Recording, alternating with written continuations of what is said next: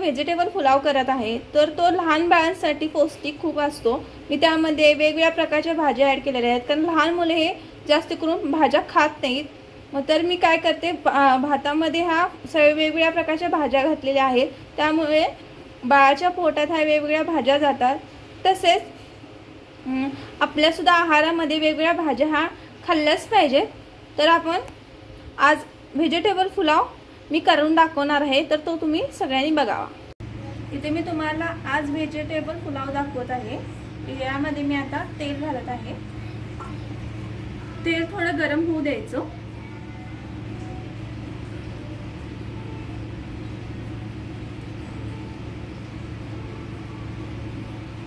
मग त्याच्यामध्ये जिरे ॲड करायचे।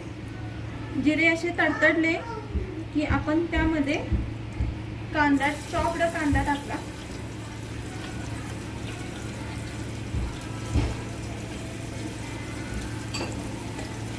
कांदा थोडा परतून भाजून घेतल्यानंतर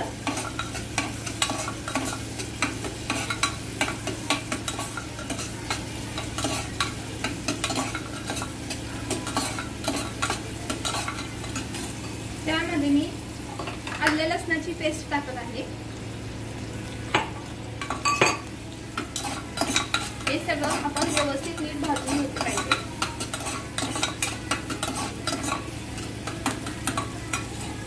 त्यामध्ये आता मी थोडी तमालपत्री व दालचीन टाकत आहे चवीसाठी। मग थोडी हळद आणि मसाला टाकत आहे।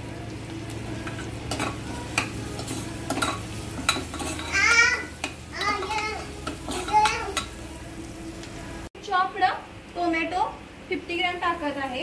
त्यामध्ये आपल्याला 3 कॅलरीज मिळतील।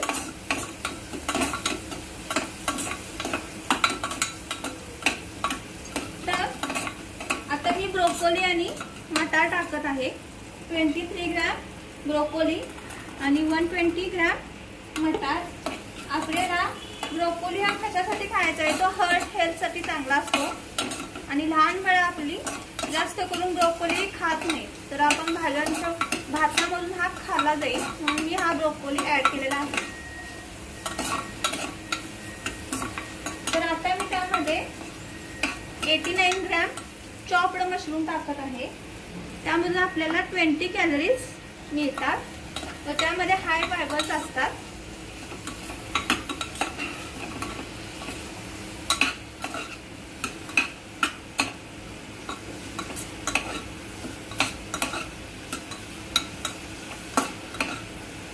आता त्यामध्ये मी 140 ग्रॅम टोफू टाकत आहे। टोफू मध्ये 108 कॅलरीज असतात।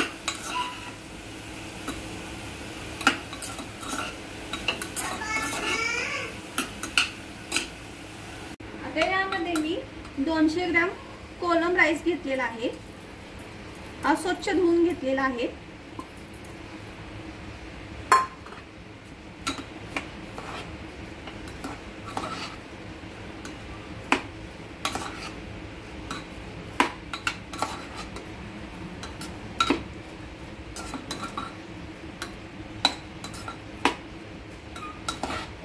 त्यापासून आपल्याला 260 कॅलरीज मिळतात। तर आता यामध्ये मी चवीनुसार नमक ऍड करत आहे।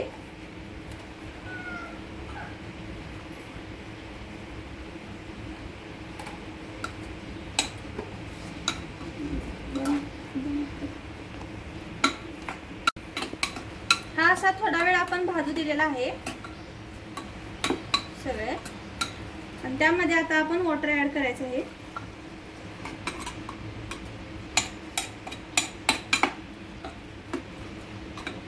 यामध्ये मी जास्त मसाला घातलेला नाही कारण हा मी हेल्दी पुलाव बनवत आहे। तर आपण हा आता टोपण लावून